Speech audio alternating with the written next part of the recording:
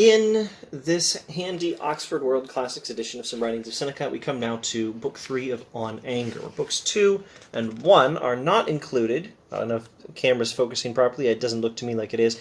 Books 2 and 3 are not included here. Books 1 and 2 are not included. Book 3 is.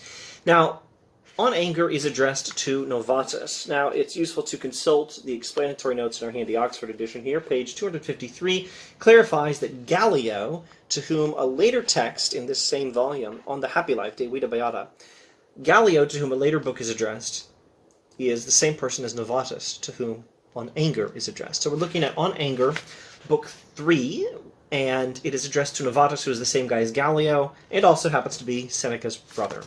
Okay, so should we talk about the title, De Ira, On Anger? The Latin is De Ira.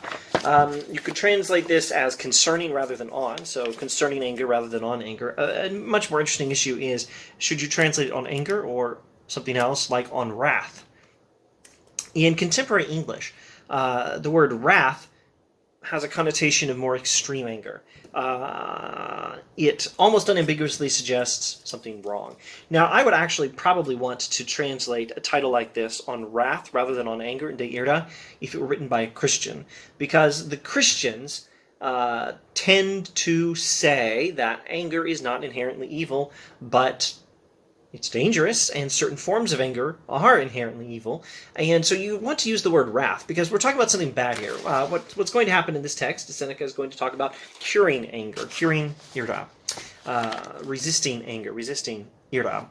And if it were a Christian writing, and it weren't by the occasional dissenter, if it were the way most Christians think, yes, there definitely are dissenters, but if it were the way most Christians have thought, if it were about something bad, we would definitely want to use the translation wrath rather than anger, because the Christian tradition doesn't tell us that anger is inherently evil. Christianity tends to agree with Aristotle. Anger, sometimes good, sometimes bad.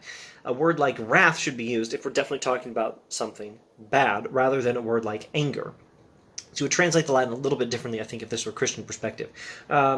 The classic verse in the New Testament is Ephesians chapter something, verse something, where Paul says, do not let the sun go down on your anger. And another verse, actually, two classic verses, unless they're both in the same verse. I think they're both in the same passage in Ephesians. Be angry and do not sin. And off the top of my head, I don't even remember. Maybe Paul is quoting the Old Testament when he says, be angry and do not sin. Anyway, let me see if I can summarize, because I'm rambling a bit, aren't I? De Ira is the Latin title, and it can be translated on anger, or it could be translated on wrath. And I would prefer the on anger translation for this one, because this is a book by a Stoic, and here's the detail I haven't filled in yet while I was rambling. The Stoics tend to say that you should avoid anger, full stop. All anger is best avoided, all anger is bad. Whereas if this were a Christian text, and it were a normal Christian text anyway, it would not tell us that all anger is bad. And if it were talking about curing ira, then it would almost certainly be telling us that we need to cure a particular kind of anger, wrath, rather than anger, if we're going to use contemporary English terms with all their connotations. Anyway, let's go to the text. Judging by how much highlighting I have and how many pages this text is, this may take several videos. I hope we can at least introduce the text here. Let's go through the first whole paragraph and then I'll comment on it, I suppose. I shall now try to do what you have particularly desired, Novatus, to expel anger from the mind, or at least to rein it in and check its violence. This should be done sometimes openly and plainly, when a less serious attack of the evil permits, sometimes secretly, when it burns too fiercely and every obstacle intensifies and increases it. It depends on how much strength and energy it has, whether we should beat it back and force its withdrawal, or should give way to it until the initial storm has spent its fury, in case it carries off with it the very means of effecting a cure. Okay, so first, the goal is to eliminate anger, ideally, and to, at a minimum, control it. And the treatment for anger responds to individual circumstances. Some bursts of ira, anger, wrath, are different from others and require a different treatment from the others. I'm using this word treatment, and let's also use the word therapy.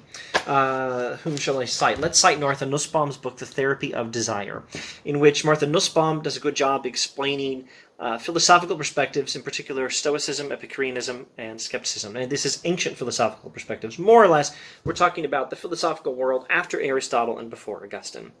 And in this era, the major philosophers are giving different perspectives on what sort of set of practices will heal the soul.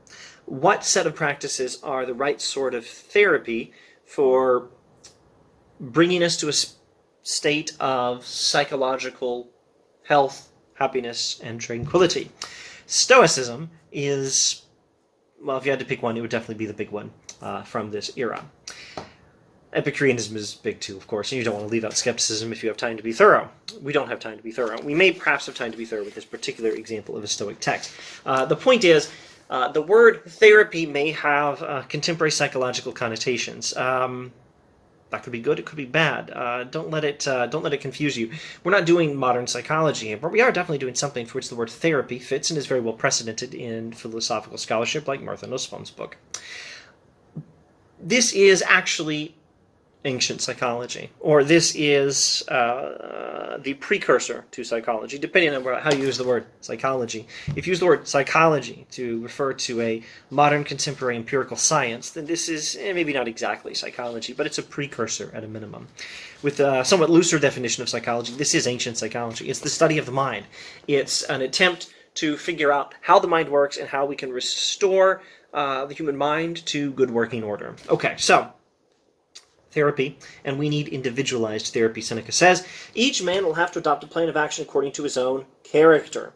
Some are won over by appeals, some trample and stamp on those who submit, some will win over by making them afraid, some are deflected from their purpose by being taken to task, others by an admission of wrong, others, some by shame, others by delay, a tedious cure for a swift malady, and only to be undertaken as a last resort. So the treatment or the therapy for anger responds to the circumstances. What sort of anger are we talking about? But also responds to the person. What sort of person are we talking about? What sort of person are you? The treatment for your anger is going to differ from the treatment for my anger. So Seneca is not going to be able to say, this is exactly what you should do, and say that it applies to everyone. No, exactly what you should do is something only a person who really knows, for lack of a better word, the patient, and maybe it's the best word, something you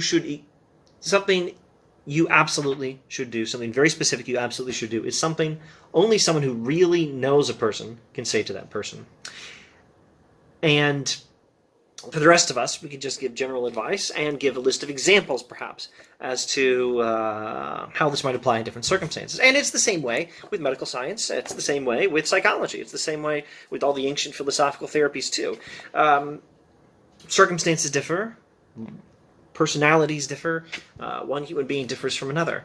The exact details of what you should do to get past your psychological issues differ somewhat from the exact details of what I should do to get past my psychological issues. And even if we had the same issues, there would still be some difference.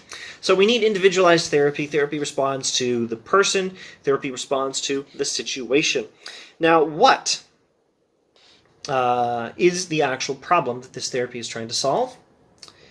For though the rest of the passions may be amenable to such postponement and may be cured at a slower pace, this one, with its rapid and self-propelled violence, does not proceed gradually, but reaches its full scope the moment it begins. We're now talking about some of the problems of anger, why we need to deal with anger, why we need philosophical therapy. And anger comes on fast and violently. Violently, perhaps, to others, but I think Seneca would say anger is always violent to the person who's angry. Anger is always violent to you when you are angry. It always does some damage to you. It does some damage to your mental state. If you're thinking here that there are comparisons to Yoda, anger leads to the dark side, or to Buddhism, you are right. If you want to have a thorough list of all the similarities and any relevant differences, well, ask me another time, or maybe better yet, ask someone else. Someone has probably written that book, or somewhere in a book like Star Wars in Philosophy. There's probably at least one book titled Star Wars in Philosophy by Open Court Press, I think, and maybe one or two more by the same press or some other publisher. somewhere in a book like that, you might find a proper comparison and contrast of Yoda to Buddhism and Stoicism. But for the moment, let's just note there definitely are some similarities here. Something like anger leads to the dark side is a fairly close approximation of the Stoic position here. Anger tends to come on fast and violently, and let's get back to the text. Unlike other vices, it does not tempt the mind, but carries it off by force and drives on those who, lacking self-control, desire the destruction it may be of everyone, spending its rage not only on the targets of its aim, but on whatever happens to cross its path. Anger may damage anyone that gets in the way. Anger carries off the mind by force. Doesn't tempt with pleasure, like say eating too much chocolate or sexual follies. No, anger doesn't tempt with pleasure. It carries off the mind by force. The other vices drive the mind on. Anger hurls it headlong. Even if a man may not resist his passions, yet at least his passions themselves may cease. Anger intensifies its force more and more, like lightning and hurricanes and all other phenomena beyond control, as they do not simply move but fall. Other vices revolt from good sense. This one from sanity. Anger can take away sanity, etc., etc. Anger. Not even defeat makes it weary. He's giving a very eloquent list of some of the problems with anger. Okay, shall we say more? Let's do just a bit more. That was most of section 1. I say section 1. I don't know what other term to use. These might be listed as, I don't know, I'd have to check some Latin edition. They're probably listed as chapters of the text, but the chapter's one page. The modern English word chapter doesn't work very well. I'd have to check. I'm probably going to stick with the English section. Let's go now to section 2, which also conveniently is near the top of page 2. That is page 2 of this book. Incidentally, we're on pages 18 and 19 of this edition. Second page of De Irta, Book 3. No time of life does it pass by, no breeding of men does it leave untouched. Anger affects everyone. It affects rich people, poor people. It affects Greeks. It affects barbarians, etc., etc. As deadly to those who respect laws as to those who make their strength the measure of their right. As deadly to people who follow laws as to those who don't follow laws and will act according to their strength rather than according to what is right. Other vices seize individuals. This is the one passion that sometimes takes hold of an entire state. An entire group of people can be corrupted by anger. In a way, other vices don't tempt to corrupt groups. This might be really insightful. It's certainly really interesting. Think of political situations. Think of the angry mob. You quite possibly are thinking already of some recent or current political situation. All the people on Facebook angry about something political, or all the other people on Facebook angry about the same political thing, but angry from the other side, or something. It might be useful to think back to historical cases, angry political moments. Anyway, Seneca's point seems to be anger can be a vice of a community, not just of an individual. Anger can be the collective vice of an entire state, an entire people. Never has an entire people burned with love for a woman. No state in its entirety has placed its hope in money or profit. Ambition seizes men one by one on a personal basis, etc., etc., but often they rush to anger in one mass. Okay, let's stop there for this video. He has mentioned reasons anger is a big issue. He's talked about individualized therapy responding to situations. He's talked about the goal to expel anger from the mind, or at least to rein it in and check its violence. And he's talked about all the reasons anger can be very dangerous. We will continue with the text in the next video. Thanks for watching. Incidentally, I didn't mention all the reasons anger is an issue. He also talks about anger driving people to suicide.